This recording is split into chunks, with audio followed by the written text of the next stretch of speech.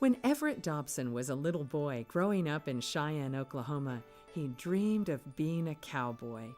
And nobody had ever heard of a cellular phone. We know Dobson Communications was a leader in the cellular world, but when did it all start? Well, it started in 1936. My grandfather, E.R. Doc Dobson was his nickname, was working in the oil fields around Cushing, Oklahoma.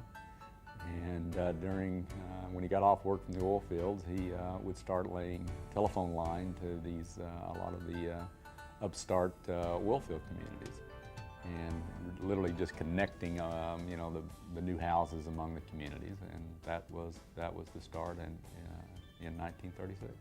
Growing up in a family business can have mixed blessings. Sometimes it's understood the children will follow in their parents' footsteps. Oh, I don't know that it was ever understood, but growing up in a entrepreneurial type home, I can remember certainly my father and grandfather debating about the merits of this business strategy or that business strategy. So it certainly becomes part of you.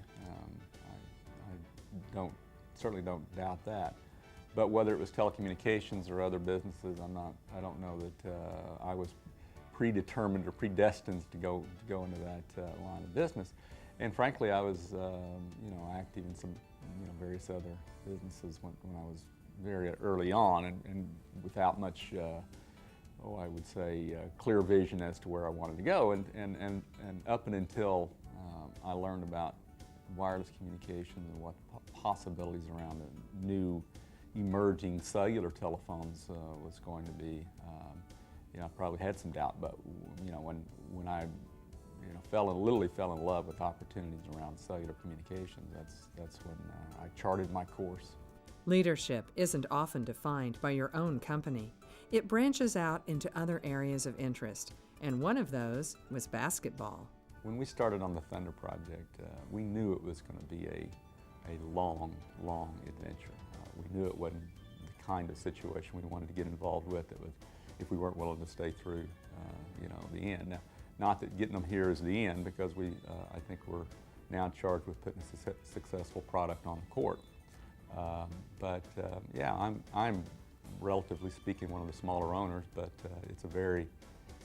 thus far it's been very enjoyable, somewhat expensive, but it's been very enjoyable. But I think Clay and the team have just done a fabulous job positioning the team in Oklahoma City the way it is.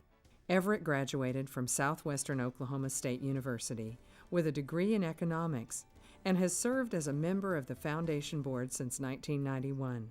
Creating a climate of matching sizable donations, the business school is now known as the Everett Dobson School of Business and Technology. I've always tried to help where I can, where I have something that I can help with. I'm not from the academic world on a day-to-day basis. I'm somewhat out of the loop in terms of a lot of things. But I do know this: money helps. Increasing the size of the foundation helps. Offering more scholarships. One of the things that we concentrated on at Dobson Communications was our Pride Scholarship Program.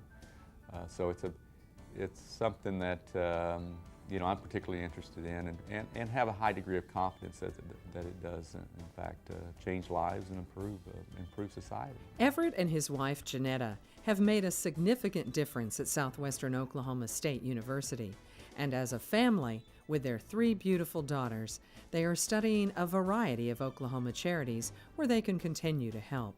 Everett's roots in western Oklahoma run deep, so when asked to be on the board of directors for the National Cowboy and Western Heritage Museum, it was a natural fit.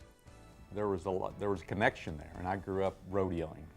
I used to ride bulls and rope calves and all of that. So there was certainly a connection, and still is a connection.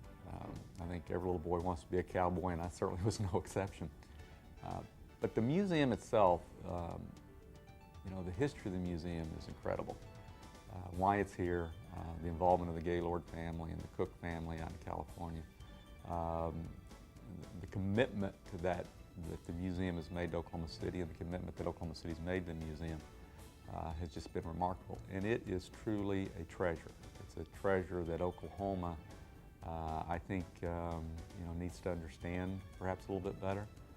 But it's a treasure that a lot of in the art community, it is certainly recognized as the leading institution in the United States for interpreting the history of the West.